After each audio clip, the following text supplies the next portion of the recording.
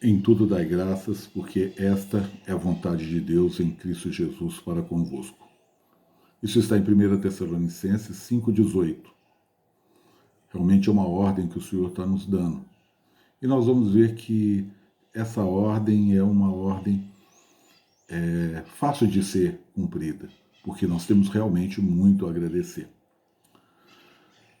Essa semana a gente está comemorando aqui no Brasil a Semana de Ações de Graça. Mais precisamente, no dia 25, quarta, quinta-feira do mês de novembro, é comemorado o Dia de Ações de Graças, o Dia de Ações de Graças aqui no Brasil. Essa data foi instituída em 1949, durante o governo de Eurico Gaspar Dutra. Ou seja, já tem um bocado de tempo isso. Mas ela não era muito difundida. Essa data ela é muito comemorada na América do Norte, onde lá se chama Thanksgiving Day. No Canadá, nos Estados Unidos, é uma data, tal como também no Brasil, é uma data móvel. É comemorada com festas, com desfiles, missas, orações. É uma data muito importante para eles. Ela é mais comemorada até do que o próprio Natal. O Dia de Ação de Graças, de maneira como nós comemoramos, tem sua origem basicamente na festa judia das cabanas, festa das cabanas. Do mesmo modo como a Páscoa tem sua origem no Pessah e o Pentecostes tem sua origem na festa de Pentecostes, a festa das semanas, 7 semanas mais um dia, né? Durante a primeira festa de peregrinação aconteceu a crucificação e a ressurreição. A da segunda festa houve o surgimento da igreja pela descida do Espírito Santo, o Pentecostes, né? E com a terceira festa, tudo chegará a um final triunfante. É essa que nós estamos esperando, é essa que nós queremos participar, né? A festa das cabanas é conhecida como a festa do encerramento da colheita anual. De fato, essa festa ela tinha um duplo sentido. Ela trata de uma festa de gratidão pelo término da colheita. Além disso, serve de memorial para o fiel sustento de Deus durante os 40 anos de peregrinação do povo no deserto, do povo judeu no deserto, do povo de Israel no deserto. No deserto não havia colheitas, né? Dali também provém a de morar em tendas e cabanas, uma vez que o povo vivia em tendas durante a jornada no deserto.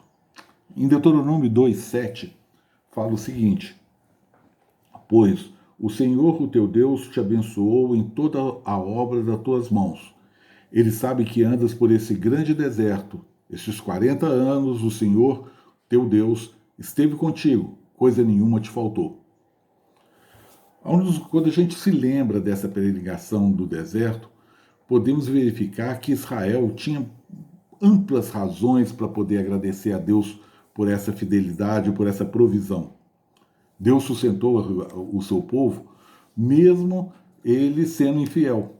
Mesmo ele criando tantos problemas, tentando, o povo tentou a Deus no deserto. Deus fez um milagre contínuo durante aqueles 40 anos. Olha só, pense bem, olha, em Números 1, 46, 47, fala dessa situação do povo de Israel no deserto. E diz o seguinte: todos os contados foram 603.550 pessoas. Mas os levitas, segundo a tribo de seus pais, não foram contados entre eles. Mais de 600 mil pessoas, se contarmos mulheres e crianças e a tribo de Levi, podemos estimar com certeza em torno de 2.500.000 pessoas. Algo como a população de Belo Horizonte. Para sustentar essa população toda, seriam necessárias 1.500 toneladas de alimento todos os dias. Algo em torno de 300 caminhões de alimento e em torno de 45 milhões de litros de água por dia, para beber e para higiene. Isso daria mais ou menos em torno de 2.300 caminhões pipa de 20 mil litros, caminhão-tanque de 20 mil litros. Se a gente pensar que que cada caminhão tem em torno de 10, 12 metros de comprimento e um espaçamento eles de 3 metros, a gente teria um comboio com uma situação tal em que o primeiro caminhão estaria chegando em Jundiaí e o último na Marginal Tietê. Só água para beber em torno de 5 milhões de litros, ou seja, 250 mil galões de 20 litros. Isto por dia e durante 40 anos, 14.600 dias. Quando vemos esses números, vemos o tamanho do milagre que Deus fez para aquelas pessoas, para aquelas pessoas conviveram naquele tempo com esse milagre. O auge disso tudo está confirmado em Deuteronômio 8,4, onde fala o seguinte: nunca envelheceu a sua veste sobre ti, nem se inchou o teu pé nesses 40 anos.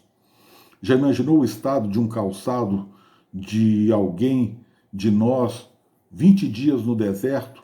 E o pé, como é que vai estar, né?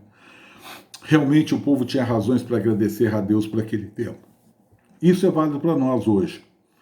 Mateus 6, 25 e 31 a 33 fala o seguinte: por isso vos digo, não andeis ansiosos pela vossa vida, quanto ao que haveis de comer ou beber, nem pelo vosso corpo, quanto ao que haveis de vestir. Não é a vida mais do que o alimento, e o corpo mais do que as vestes? Portanto, não vos inquieteis, dizendo, que comeremos, que beberemos, ou com que nos vestiremos, porque os gentios é que procuram todas essas coisas, pois vosso Pai Celeste sabe que necessitais de todas elas. Buscai, pois, em primeiro lugar o seu reino e a sua justiça, e todas essas coisas vos serão acrescentadas. Nós deveríamos lembrar constantemente daquilo que Deus fez em nossa vida, quando nós somos resgatados, mesmo nós não sendo, mesmo a gente não merecendo isso. O sermos resgatados pelo Senhor deve ser o nosso maior motivo de agradecimento a Deus pelo seu Filho ter sido dado por nós. Que quão grande salvação nós somos alvo. O Evangelho de João descreve alguns milagres de Jesus. Porém, ali naquele Evangelho, eles não são chamados de milagres. Não sei se vocês já perceberam isso, mas eles são chamados de sinais. Um sinal é algo maior que um milagre. É um milagre com explicações, é um milagre com objetivo. Os sinais apontam para alguma coisa. O importante não é o milagre em si, mas o que ele está apontando, o que ele quer mostrar. A gente vê isso, por exemplo, num semáforo de trânsito. O semáforo em si não quer dizer nada, mas aquela luz verde ou aquela luz vermelha é o que é o importante daquele semáforo. É a mesma coisa que acontece com um milagre e um sinal. Vou utilizar uma passagem de Lucas para mostrar o que eu estou querendo mostrar nisso aí. Lucas 17, 11 e 19 conta aquele episódio dos 10 leprosos e só um que voltou, né? Vamos ler a passagem. De caminho para Jerusalém, passava Jesus pelo meio de Samaria e da Galiléia. Ao entrar numa aldeia, saíram ao encontro 10 leprosos, que ficaram de longe e lhe gritaram, dizendo, Jesus, Mestre, compadece de nós. Ao vê-los, disse-lhe Jesus, ide e mostrai-vos aos sacerdotes. Aconteceu que, indo eles, foram purificados. Um dos 10, vendo que fora curado, voltou e, dando glória a Deus em alta voz, e prostrou-se com o rosto em terra aos pés de Jesus, agradecendo-lhe. E este era samaritano. Então Jesus lhe perguntou, não eram 10 os que foram curados? Onde estão os 9?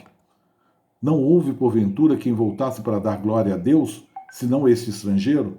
E disse-lhe, levanta-te e vai, a tua fé te salvou. Vou ressaltar alguns pontos dessa passagem. A primeira seria a palavra ide. A ide ela está num imperativo, é uma ordem. Ide e mostrai-vos ao sacerdote. Esse ide, na realidade, era uma prova de fé para com aqueles leprosos.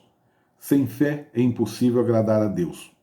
No caminho, descobriram que ficaram limpos, todos foram curados.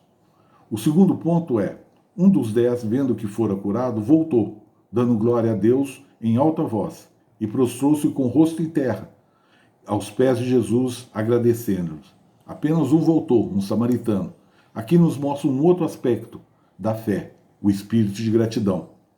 E o outro ponto, a tua fé te salvou. A fé não é obra meritória, mas graça recebida, e, portanto, motivo de gratidão.